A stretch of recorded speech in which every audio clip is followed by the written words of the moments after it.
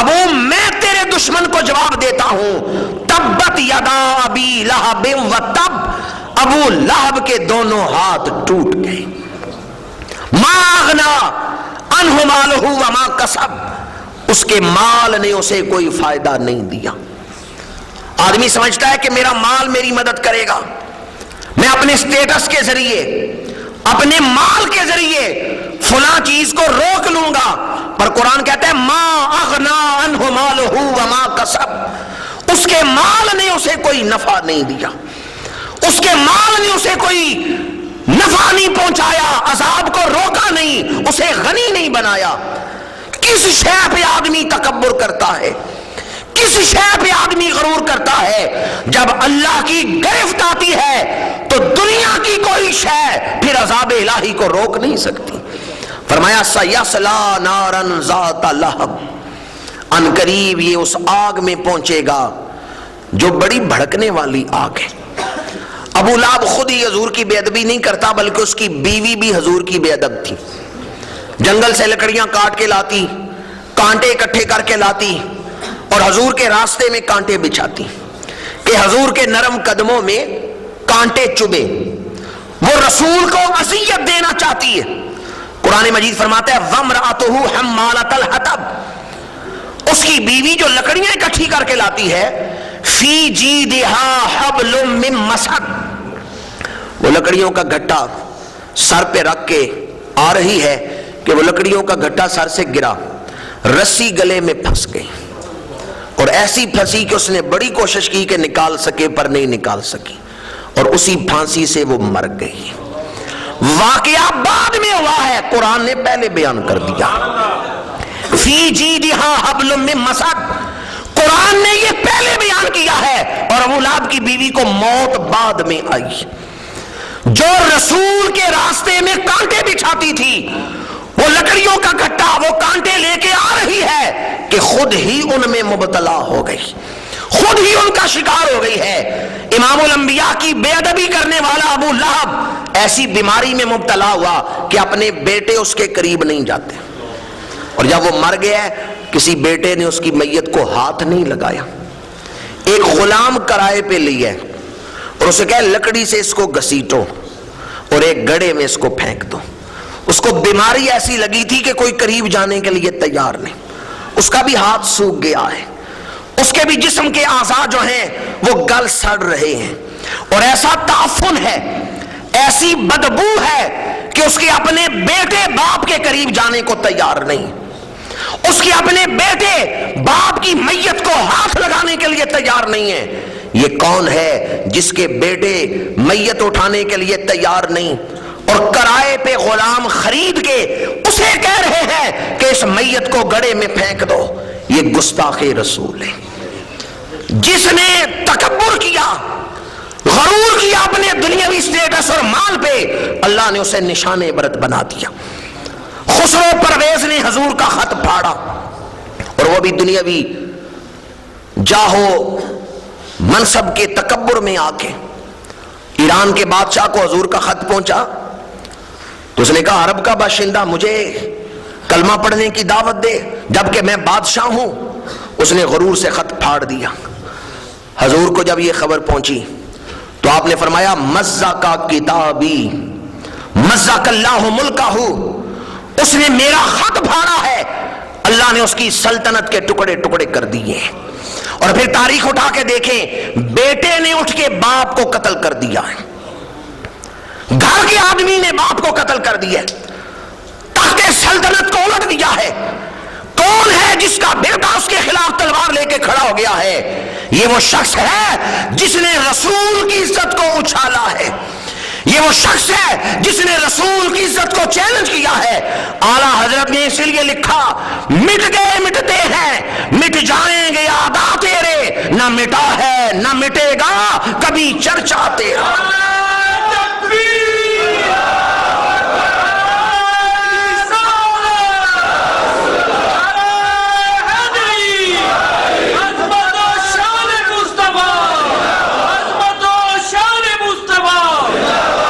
امام الانبیاء صلی اللہ علیہ وآلہ وسلم پر تلواریں چلانے کے لیے ابو جہل نے 8 جوان اکٹھے کیے لیے مختلف قبیلوں کے، انہیں ننگی تلواریں دے کے حضور کے دروازے پہ کھڑا کیا، اور ابو جہل کہنے لگا اسلام ایک دن کا مہمان ہے، آج رات پیغمبر اسلام کو قتل کر دیا جائے گا اور کل سے اسلام ختم ہو جائے گا۔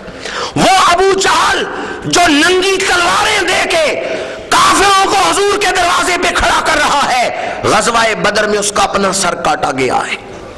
جناب عبداللہ بن مسعود نے جب اس کا سر کاٹا تو ابو جہل کا سر کاٹ کے انہوں نے یوں پھینکا ہے اور اس کا سر زمین پہ پھر رہا ہے، گھسٹ رہا ہے۔ حضرت عبداللہ بن مسعود نے جب سر پھینکا تو فرشتے اس سر پہ لعنت بھیج رہے ہیں کہ یہ وہ سر ہے جس میں تکبر پایا جاتا تھا، اور ایسا تکبر تھا کہ جس نے رسول کی اہانت کی ہے، رسول کی توہین کی ہے۔ تاریخ اٹھا کر دیکھ لیں، جس نے بھی رسول کی بے ادبی کی ہے، رسول کی توہین کی ہے، رسول کی عزت کو اچھالنا چاہا ہے، رسول کی عزت کو گھٹانا چاہا ہے، اپنے غرور و تکبر میں، غرور نفس میں وہ ایسا مبتلا ہوا ہے کہ شان رسالت کا بھی لحاظ نہیں کیا، وہ اللہ کی گرفت سے بچ نہیں سکا۔ قرآن مجید نے دو ٹوک انداز میں اعلان کر دیا، انا اعطیناک الکوثر فصل لربک وانحر ان شانئک ھو الابتر۔ محبوب جو آپ کا دشمن ہے وہ منقطع النسل ہوگا، جو آپ کا دشمن ہے وہ کامیاب نہیں ہو سکتا۔ مٹ گئے مٹتے ہیں، مٹ جائیں گے آدھا تیرے، نہ مٹا ہے نہ مٹے گا کبھی۔ یہ ساری گفتگو کرنے کا مقصد یہ ہے، اللہ اور اس کا رسول ذات میں جدا ہیں لیکن بات میں جدا نہیں۔ جب رسول کے بارے میں زبان کھولو تو یہ سوچتے ہوئے کہ جیسے اللہ کے بارے میں زبان کھول رہی ہے۔ آپ کہیں گے کیا رسول کا معاملہ اللہ کا معاملہ ہے؟ تو بڑی ذمہ داری سے یہ بات عرض کر رہا ہوں، اللہ اور اس کے رسول کی ذات جدا ہے۔ اللہ خالق ہے، حضور مخلوق ہے۔ اللہ مالک ہے، حضور مملوک ہے۔ وہ بنانے والا ہے، یہ بننے والے ہیں۔ ذات میں فرق ہے لیکن بات میں کوئی فرق نہیں ہے، معاملے میں کوئی فرق نہیں ہے۔ جو رسول کے ساتھ معاملہ کر رہا ہے گویا کہ وہ اللہ کے ساتھ معاملہ کر رہا ہے۔ اس لیے رسول کا معاملہ اللہ کا معاملہ ہے۔ جسے رسول دے اسے اللہ نے دیا، جسے رسول قبول کر لے اسے اللہ نے قبول کر لیا۔ رسول کا دروازہ اللہ کا دروازہ ہے، رسول کا بلاوا اللہ کا بلاوا ہے، رسول کی بیعت اللہ کی بیعت ہے، اور رسول کی اطاعت اللہ کی اطاعت ہے، اور رسول کی بے ادبی اللہ کے عذاب کو دعوت دینے کے مترادف ہے۔ معاملہ ایک ہے۔ علامہ اقبال نے اسی لیے لکھا، با خدا دیوانہ باش با محمد ہوشیار۔ جب رسول کی باری آئے تو بڑے ہوش سے زبان کھولنا، احتیاط سے زبان کھولنا۔ یہ بارگاہ نبوت ہے، یہاں فرشتوں کا سردار بھی آتا ہے تو ادب سے آتا ہے، یہاں فرشتوں کا سردار جبریل بھی آتا ہے تو نیاز مند بن کے آتا ہے، یہاں فاروق اعظم جیسی ہستیاں بھی آتی ہیں تو ادب سے۔ دیکھتے ہیں آج حضور کے چہرے پہ جلال ہے تو گھٹنوں کے بل کھڑے ہو کے ہاتھ جوڑتے ہیں۔ یہ کون ہے جو گھٹنوں کے بل کھڑے ہو کے ہاتھ جوڑ کے کھڑے ہیں؟ یہ فاروق اعظم ہے، یہ بطل حریت ہے۔ یہ کون ہے جن کے سامنے خالد بن ولید جیسی ہستیاں بھی با ادب ہو کے بیٹھی ہوئی ہیں؟ ادب کا ہیست زیر آسماں از عرش نازک تر، نفس گم کردمی آیت جنید و بایزیدین جا۔ یہاں سانس بھی روک کے آنا اس لیے کہ یہ بارگاہ اللہ کے محبوب کی بارگاہ ہے، یہ اللہ کے رسول کی بارگاہ ہے۔ جس نے ادب کے ساتھ رسول کے ساتھ معاملہ کیا، جس نے ادب والا معاملہ رسول کی بارگاہ میں پیش کیا، میرا رسول اس کے سر پہ عزتوں کے تاج سجا دیتا ہے۔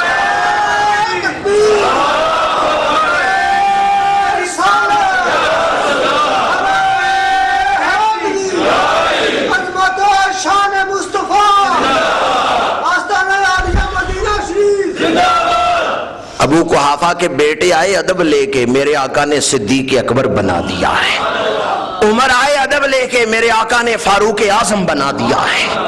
عثمان آئے ادب لے کے، میرے آقا نے ذوالنورین بنا دیا ہے۔ علی آئے ادب لے کے، میرے آقا نے حیدر کرار بنا دیا ہے۔ جو ادب لے کے آیا، نیاز مندی لے کے آیا، محبت لے کے آیا، کس کے ساتھ آیا؟ آداب کے ساتھ آیا، اللہ نے اسے دو جہان کی عزتیں عطا فرما دی۔ اور جو بارگاہ نبوت میں بے ادبی کے ساتھ آیا، گستاخی کے ساتھ آیا، اللہ تعالیٰ نے اسے دو جہانوں کی ذلتیں عطا فرمانی۔ بڑی آپ کی توجہ چاہوں گا، مسلمانوں کے گھر پیدا ہو جانے سے ہی سارے کام نہیں بن جاتے، مسلمانوں والا عقیدہ اپنانا بھی ضروری ہے، مسلمانوں والے اعمال اپنانا بھی ضروری ہے۔ دیوبندی مکتبہ فکر سے مولوی اشرف علی تھانوی نے بھی اس بات کو لکھا ہے۔ مکہ شریف میں شیخ و حاج گزرے ہیں، ان کا یہ بیان ہے، وہ کہتے ہیں میں اس وقت موقع پہ موجود تھا، مکہ شریف کا جو مشہور قبرستان ہے وہاں ایک قبر کھودی گئی، کہتے ہیں وہاں ہم نے ایک عالم کو دفنایا تھا جو مکے کے رہنے والے تھے، اور آپ جانتے ہیں کچھ عرصے بعد قبریں کھودی جاتی ہیں، ایک قبر میں کئی مردوں کو دفنا دیا جاتا ہے۔ وہ شیخ کہتے ہیں ہم نے کچھ عرصے بعد اس عالم کی قبر کھودی تو اندر سے ایک لڑکی کی میت نکلی، اور وہ لڑکی جو تھی وہ بھی عرب کی نہیں لگ رہی تھی بلکہ یورپ کی لگ رہی تھی۔ فرانس سے ایک شخص آیا ہوا تھا، مسلمان تھا، وہ بھی اس وقت قبرستان میں موجود تھا، اس نے میت دیکھی تو حیران ہو گیا اور چیخ کے کہنے لگا کہ میں فرانس میں ٹیچر ہوں، پڑھاتا ہوں، میں تو اس بچی کو اس کے گھر ٹیوشن پڑھاتا تھا، یہ تو عیسائیوں کی بچی تھی، لیکن میں نے اس کو اسلام کے بارے میں کچھ بتایا تھا اور یہ اسلام کی تعریف کرتی تھی اور کہتی تھی کہ میرا دل محمد عربی سے محبت کرتا ہے۔ وہ کہتے ہیں میں فرانس واپس جاؤں گا تو اس کے ماں باپ سے پوچھوں گا کہ تم نے اپنی بچی کی قبر کہاں بنائی ہے۔ وہ شیخ وہان کہتے ہیں کہ وہ شخص واپس فرانس گیا، ان عیسائیوں سے ملا، کہا تمہاری بیٹی، انہوں نے کہا فوت ہو گئی ہے، کہا قبر کہاں بنائی ہے، ان کا فلاں جگہ۔ انہوں نے کہا ایک معاملہ مجھے درپیش ہے، اگر آپ میری مدد کریں تو کچھ دیر کے لیے ہم اس کی قبر کھولیں۔ وہ مان گئے، انہوں نے قبر کھولی تو اس میں بچی نہیں بلکہ ایک عرب شیخ لیٹا ہوا۔ اب وہ پریشان ہوئے، اس فرانس والے ٹیچر نے شیخ وہان کو مکے میں بتایا کہ اس طرح کا ایک شخص ہے، اور ان کا یہ تو وہی ہے جس کو ہم نے مکے میں دفنایا تھا۔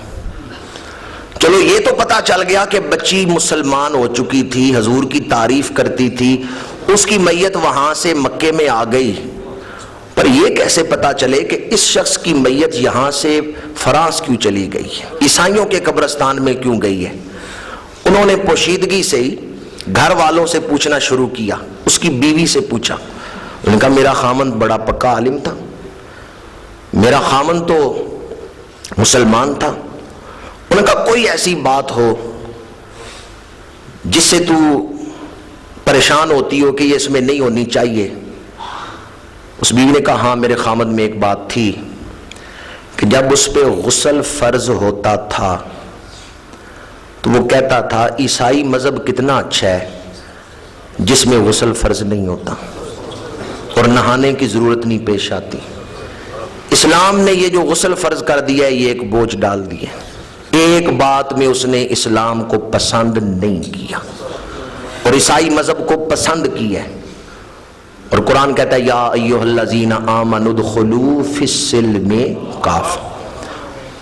بیوی نے بیان کیا، اس نے کہا میرا خامند کبھی کبھی یہ کہتا تھا کہ یہ جو غسل فرض ہوتا ہے یہ کبھی اسلام میں نہ ہوتا، عیسائی مذہب اچھا ہے کہ اس میں یہ غسل فرض نہیں ہوتا، اسلام میں یہ بات جو ہے یہ مجھے پسند نہیں ہے۔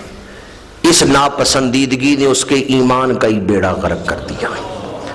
ایمان کا بیڑا غرق ہوا تو اللہ نے، ہر میت کے ساتھ ایسا نہیں ہوتا، کبھی کبھی اللہ نشانی دکھاتا ہے، ضروری نہیں کہ ہر میت کے ساتھ ایسا ہو، کبھی کبھی اللہ ایسی نشانیاں دکھاتا ہے کہ کسی کو دفنایا عیسائیوں کے قبرستان میں گیا ہے، میت اس کی مکے سے نکل رہی ہے، اور کسی کو دفنایا مکے میں گیا ہے اور اس کی میت عیسائیوں کے قبرستان سے فرانس میں نکل رہی ہے.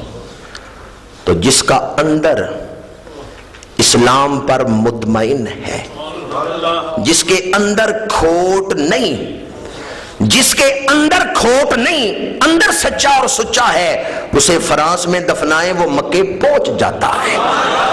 اور جس کے اندر کھوٹ ہے اسے مکے بھی دفنا دیں بات نہیں بنتی. اگر اسے مکے میں بھی دفنا دیں، اب آپ مجھے بتائیں جو اسلام کے ایک حکم پہ اعتراض کرے اس کا تو یہ حشر ہو، تو جو پیغمبر اسلام پہ اعتراض کرے، جو پیغمبر اسلام کی بے ادبی کرے، اس کا حشر کیا ہوگا. اسی لیے خواجہ غلام فخر الدین سیالوی نے لکھا، باب جبریل کے پہلو میں ذرا دھیرے سے فخر جبریل کو کہتے ہوئے یوں پایا گیا، پلکوں سے درے یار پہ دستک دینا، اونچی آواز ہوئی عمر بھر کا سرمایا گیا. اللہ تعالی ہمیں ادب کرنے والوں میں شامل رکھے. یا اللہ ہم تیرے عاجز و مسکین بندے ہیں، پھسل جانے والے ہیں، بھول جانے والے ہیں. یا اللہ ہمیں اپنی حفاظت عطا فرما اور شر شیطان سے محفوظ فرما. ہمیں ادب کرنے والوں میں شامل رکھ. وما علینا الا البلاغ.